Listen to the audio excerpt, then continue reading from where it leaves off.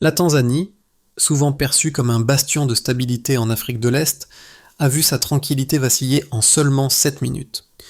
Ce jour-là, une coupure de 90% du trafic Internet a plongé la nation dans le chaos, révélant un paradoxe. La paix longtemps chérie reposait sur un équilibre fragile. Mais qu'arrive-t-il quand une société découvre que sa voix, essentielle à sa liberté, peut être éteinte d'un simple geste ? Ce leader de Ouagadougou, en observant la situation, se demande si cette panne n'est pas le miroir de l'Afrique tout entière, où la dignité se mesure à la liberté d'expression. La coupure de 90% du trafic Internet en Tanzanie a révélé une vulnérabilité inattendue dans ce qui semblait être un bastion de stabilité en Afrique. À Dar es Salaam, les rues résonnaient des bruits, des manifestations improvisées, des klaxons de taxi et des casseroles frappées. Mais derrière cette agitation, une question plus profonde se posait.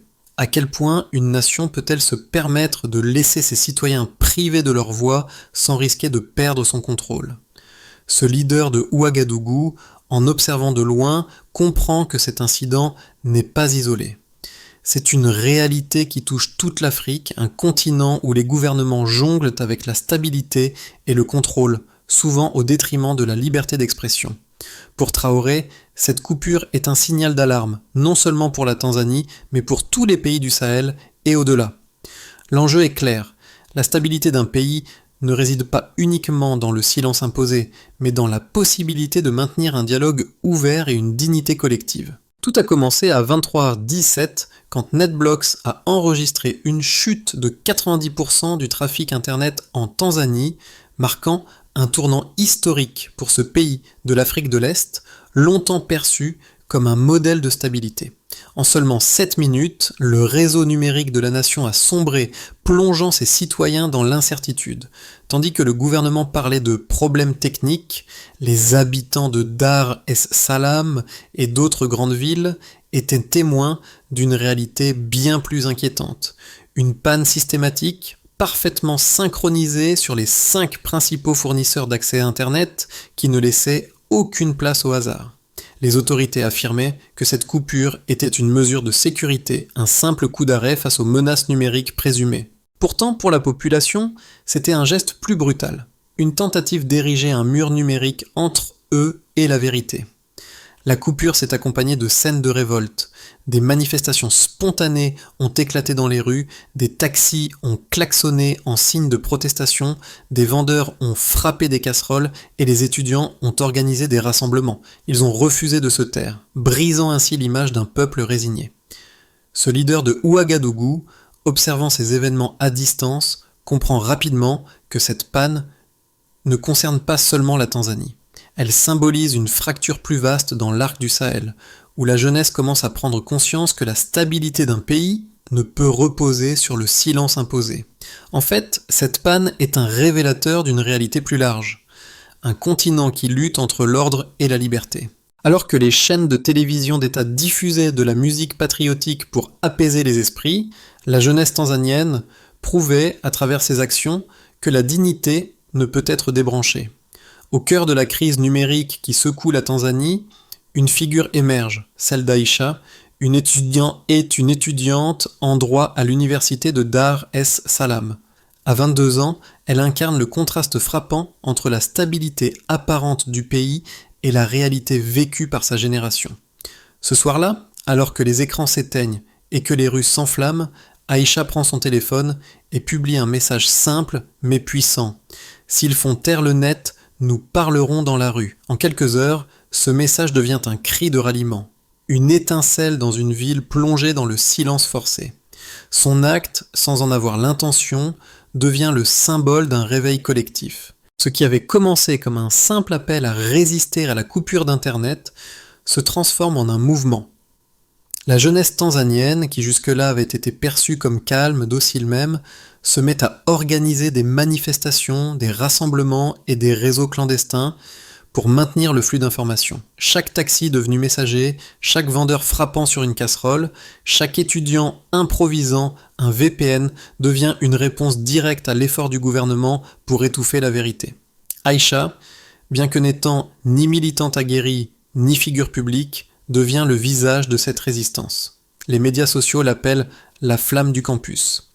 Cette étudiante, animée par un simple désir de liberté, cristallise le sentiment de milliers d'autres jeunes qui refusent de voir leur voix réduite au silence. Dans un pays où la répression était autrefois l'outil de maintien de l'ordre, Aïcha et ses camarades prouvent que le véritable pouvoir réside dans la capacité de faire entendre sa voix, même dans l'obscurité numérique.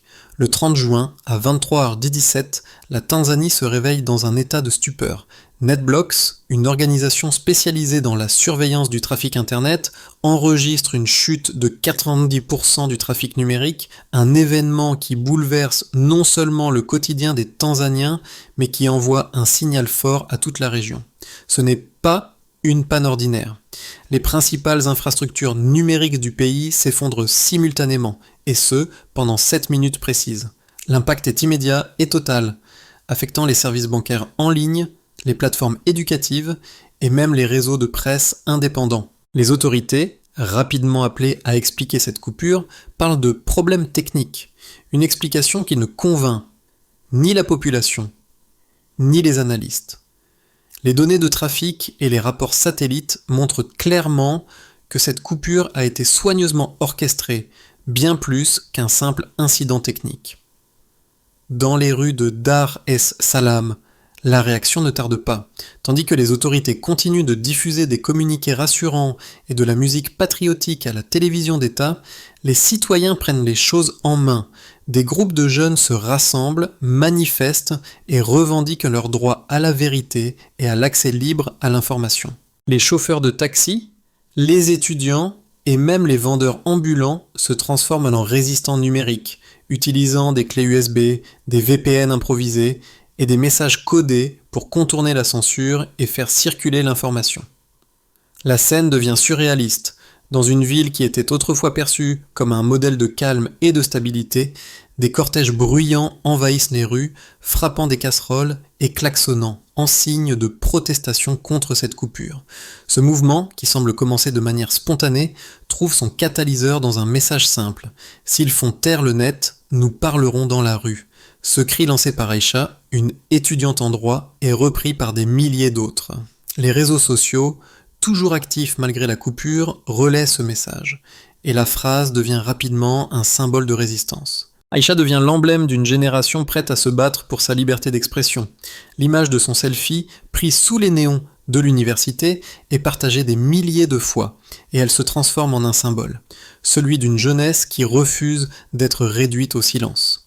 Le gouvernement, face à cette contestation grandissante, tente de minimiser l'ampleur du mouvement, mais chaque tentative de censure semble au contraire rallumer les flammes de la révolte.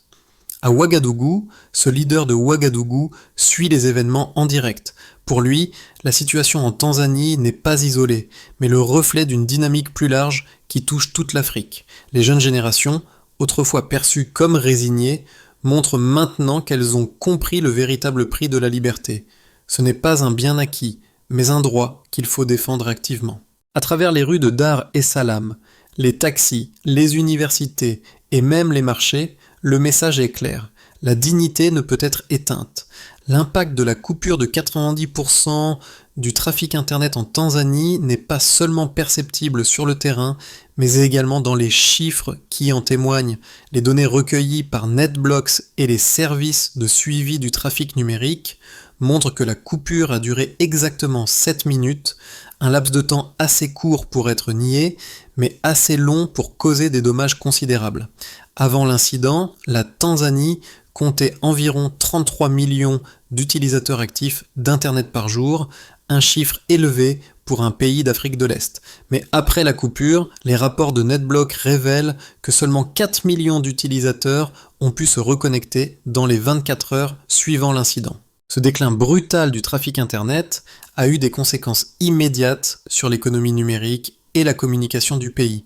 Les secteurs les plus touchés par la panne incluent les services bancaires en ligne, dont l'activité a chuté de 72% pendant cette période, perturbant ainsi les transactions et affectant la confiance des consommateurs. Les plateformes d'enseignement à distance, qui jouaient un rôle clé dans l'éducation durant la pandémie, ont également été paralysées. Les écoles et universités, dépendantes de ces technologies, ont été forcées de suspendre leurs activités en ligne, perturbant ainsi l'accès à l'éducation pour des milliers d'étudiants. De plus, les journaux et les médias en ligne, essentiels pour fournir une information indépendante et transparente, ont disparu de la scène numérique, réduisant de manière significative la diversité de l'information disponible pour la population. L'impact économique immédiat a été tout aussi frappant. La bourse locale a perdu près de 11% de sa valeur dans les 2 jours suivant la coupure, une chute significative qui a fait douter les investisseurs sur la stabilité numérique du pays. Les réservations touristiques, qui sont un pilier important de l'économie tanzanienne, ont chuté de 28%, reflétant une baisse de confiance dans un environnement où l'accès à l'information et aux services en ligne était devenu incertain. Le manque de transparence dans les informations officielles a exacerbé la méfiance parmi les investisseurs et la population. En dépit de ces preuves quantitatives, le gouvernement tanzanien a persisté à soutenir que la coupure était une maintenance technique des câbles sous-marins, mais les données de trafic et les rapports satellites ont révélé une autre réalité. Il s'agissait d'une coupure coordonnée sur l'ensemble du pays, affectant simultanément tous les fournisseurs d'accès à Internet majeurs. Cela a renforcé les accusations de censure, prouvant que l'incident n'était pas un simple accident, mais une action délibérée pour restreindre l'accès à l'information. Ce leader de Ouagadougou, en observant ces événements depuis Ouagadougou, voit dans ces chiffres la manifestation d'un problème bien plus vaste, la dépendance des États africains à des infrastructures numériques qu'ils ne contrôlent pas entièrement. Ces statistiques ne mentent pas. Elles montrent que la coupure ne fut pas seulement une brèche technique dans le système, mais un signal d'alarme pour l'ensemble du continent sur la fragilité des libertés numériques et sur la manière dont elles peuvent être manipulées pour contrôler la population. La coupure d'Internet en Tanzanie a divisé les opinions, provoquant un débat passionné sur la légitimité de cette mesure et son impact à long terme. D'un côté, les partisans du gouvernement et les défenseurs de l'ordre public soutiennent que cette coupure était nécessaire pour prévenir la propagation de la désinformation et protéger la stabilité du pays. Selon eux, la coupure de l'accès numérique était une réponse préventive face à la menace d'ingérence étrangère, de cyberattaques et de la propagation de fausses informations pendant une période électorale sensible. Pour ces acteurs, le contrôle temporaire des réseaux numériques s'inscrit dans un cadre de sécurité nationale, garantissant que l'ordre public ne soit pas perturbé par des informations erronées ou subversives. Ces arguments reposent sur l'idée que dans un monde interconnecté, l'État doit parfois restreindre l'accès à certaines informations pour éviter des troubles sociaux. La stabilité, selon cette perspective, prime sur la liberté d'expression et la préservation de la paix justifie les restrictions de communication. Les autorités tanzaniennes ont également avancé que la coupure était une mesure technique pour protéger les infrastructures critiques du pays, une action qui, selon eux, n'était pas uniquement dirigée contre la population, mais contre des forces extérieures qui menaçaient la souveraineté du pays. Cependant, en face de cette argumentation, les opposants à la coupure de l'Internet et les défenseurs des droits humains considèrent cette action comme une forme de censure brutale et une violation flagrante de la liberté d'expression. Ils soulignent que l'accès à l'information est un droit fondamental, essentiel à la démocratie et au fonctionnement d'une société ouverte. Selon eux, couper l'Internet pour contrôler les narratifs revient à confondre stabilité et répression. Ces critiques mettent en avant l'idée que la coupure n'était pas un geste protecteur, mais une tentative délibérée d'étouffer les voix dissidentes et d'empêcher les citoyens d'accéder à une information objective, notamment pendant une période électorale où la transparence est cruciale. En fin de compte, les deux points de vue se rejoignent sur un même constat.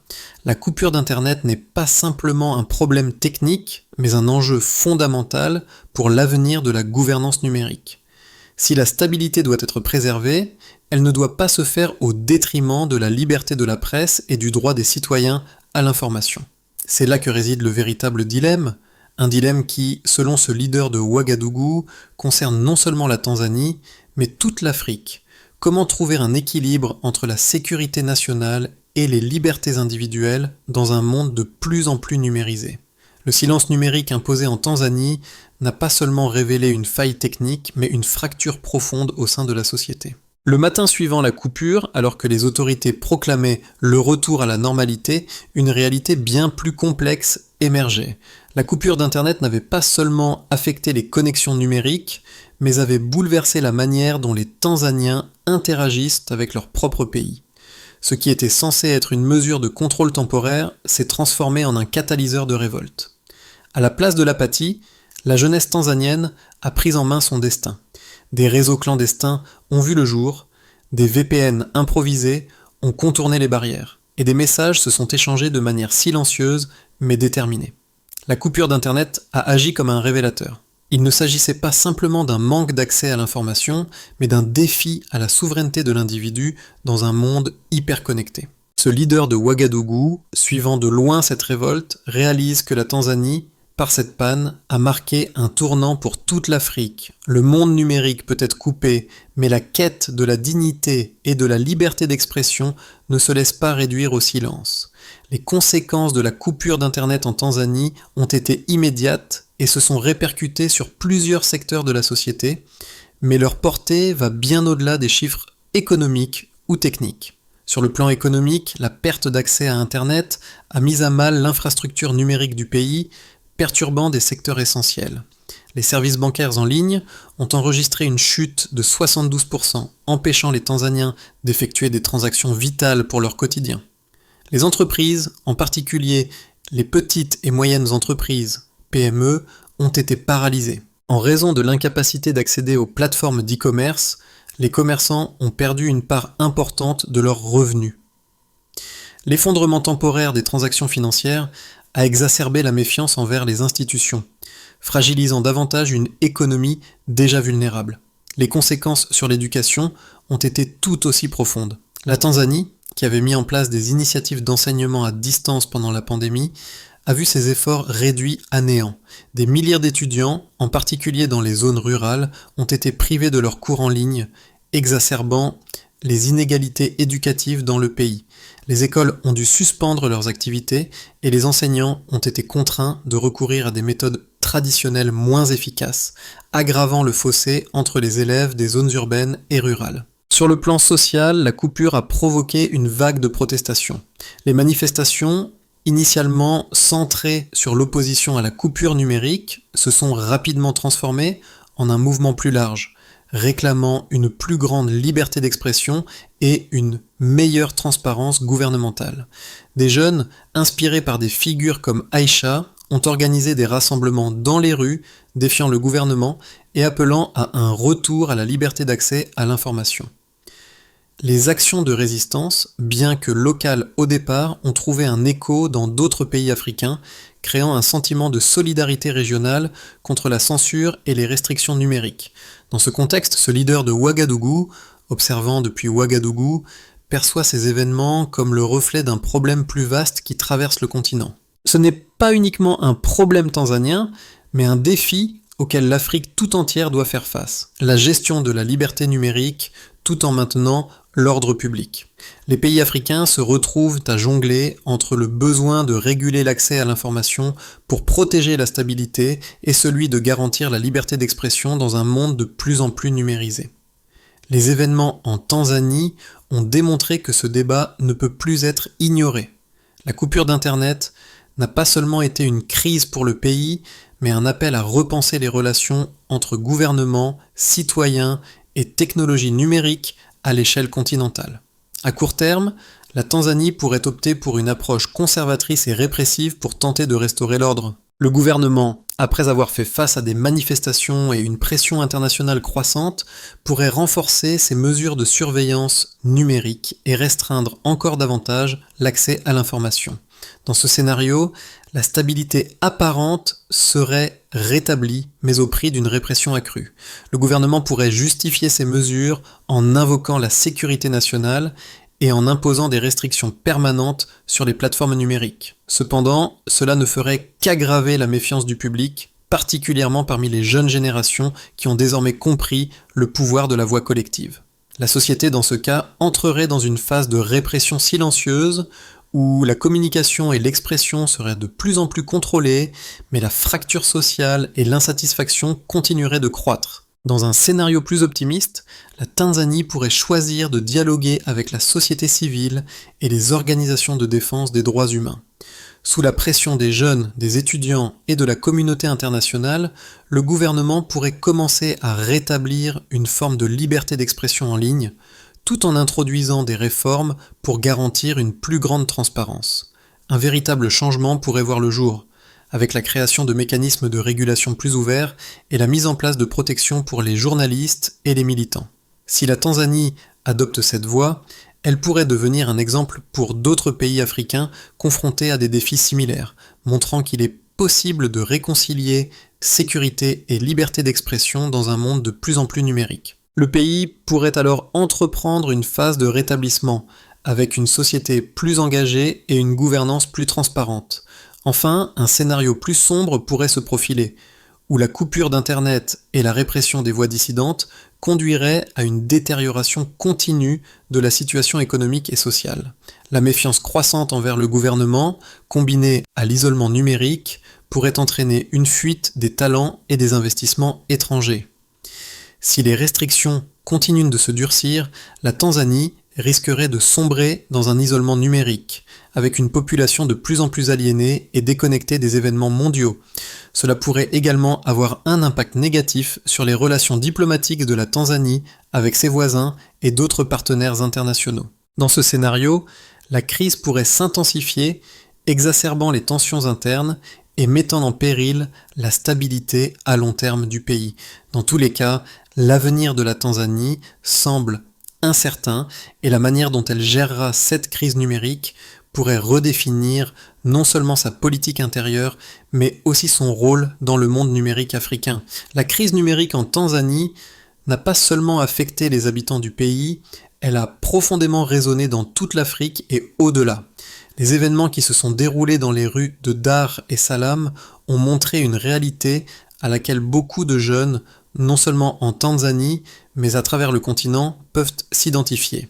Cette crise est un miroir qui reflète les luttes quotidiennes de millions de jeunes Africains, souvent privés de voix dans des systèmes où l'accès à l'information est limité ou censuré. Le mouvement lancé par Aïcha et ses camarades ne concerne pas seulement la Tanzanie, il incarne un sentiment collectif de défiance et d'espoir partagé à travers tout le continent.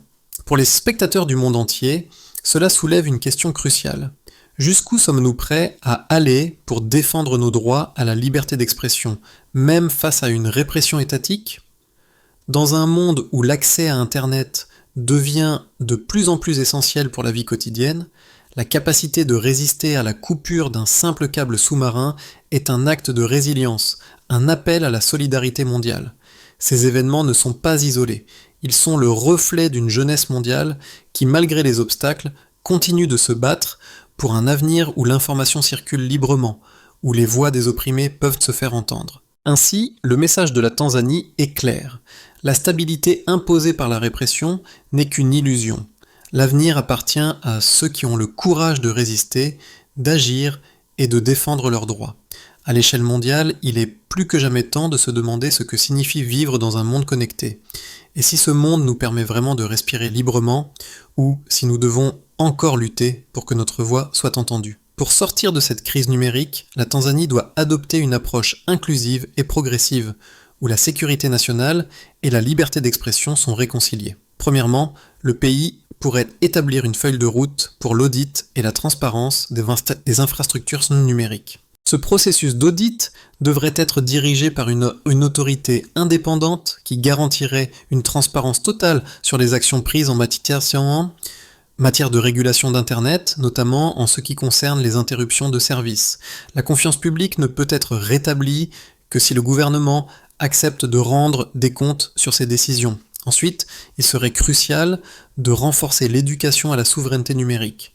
Cela signifie former les jeunes générations à comprendre comment fonctionnent les systèmes numériques, comment protéger leurs données et comment utiliser Internet de manière responsable. De même, les gouvernements, les entreprises et la société civile doivent travailler ensemble pour créer des ressources éducatives et des plateformes de sensibilisation pour garantir que la population soit équipée pour naviguer dans le monde numérique de manière sécurisée.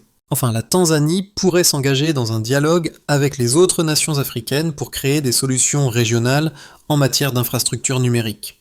Cela impliquerait la mutualisation des ressources, le partage de technologies et la mise en place de réseaux de communication indépendants, afin de réduire la dépendance aux câbles sous-marins étrangers et de garantir une plus grande autonomie numérique. Un tel projet régional renforcerait non seulement la résilience numérique de l'Afrique, mais aussi son indépendance vis-à-vis des puissances extérieures. L'adoption de ces solutions pourrait non seulement restaurer la confiance du public tanzanien, mais aussi faire de la Tanzanie un modèle pour d'autres nations africaines, en illustrant qu'il est possible de concilier sécurité, transparence et liberté d'expression dans un monde numérisé. À l'aube de la crise numérique tanzanienne, une simple étincelle allumée par Aïcha a suffi à enflammer une jeunesse entière. Ce n'était pas juste une contestation de la coupure d'Internet, mais un appel profond à la dignité, à la liberté et à la vérité.